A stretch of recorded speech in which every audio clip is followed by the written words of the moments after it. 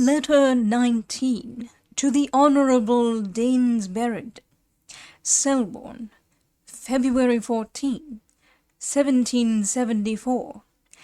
Dear Sir, I received your favour of the 8th, and am pleased to find that you read my little history of the swallow with your usual candour.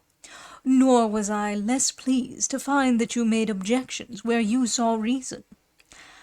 As to the quotations, it is difficult to say precisely which species of hirundo Virgil might intend in the lines in question, since the ancients did not attend to specific differences like modern naturalists. Yet somewhat may be gathered, enough to incline me to suppose that in the two passages quoted the poet had his eye on the swallow.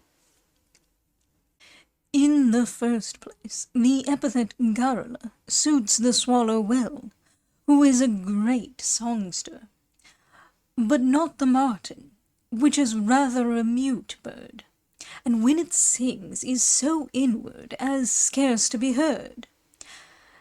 Besides, if tignum in that place signifies a rafter rather than a beam, as it seems to me to do, then I think it must be the swallow that is alluded to, and not the martin, since the former does frequently build within the roof against the rafters, while the latter always, as far as I have been able to observe, builds without the roof against eaves and cornices.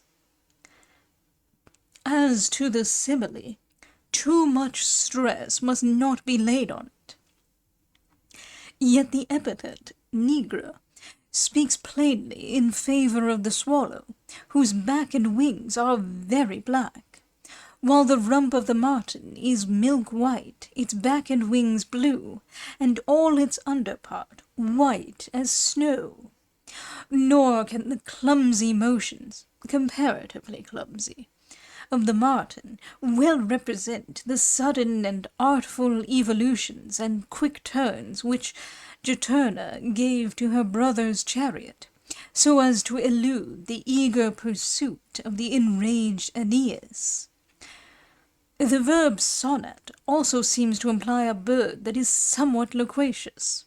Footnote: Nigra velut magnus domini, cum divitis Aedes, pervolat et pinnis alta atria lustrat hirundo, pabula parva legens, nidisque loquacibus escas, et nunc porticibus vacuus, nunc humida circum, stagna sonnet. End footnote. Reader's note.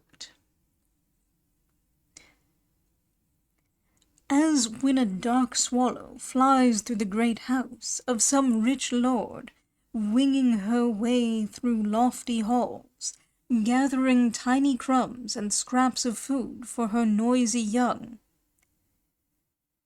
now twittering in the empty courtyards, now by the damp ponds. Translation A.S. Klein. End note. We have had a very wet autumn and winter, so as to raise the springs to a pitch beyond anything since 1764, which was a remarkable year for floods and high waters. The land springs, which we call levants, break out much on the downs of Sussex, Hampshire, and Wiltshire. The country people say when the levants rise, corn will always be dear, meaning that when the earth is so glutted with water as to send forth springs on the downs and uplands, that the cornvales must be drowned. And so it has proved for these 10 or 11 years past. For land springs have never obtained more since the memory of man than during that period. Nor has there been known a greater scarcity of all sorts of grain, considering the great improvements of modern husbandry. Such a run of wet seasons a century or two ago would, I am persuaded, have occasioned a famine. Therefore, pamphlets and newspaper letters that talk of combinations tend to inflame and mislead, since we must not expect plenty till Providence sends us more favourable seasons.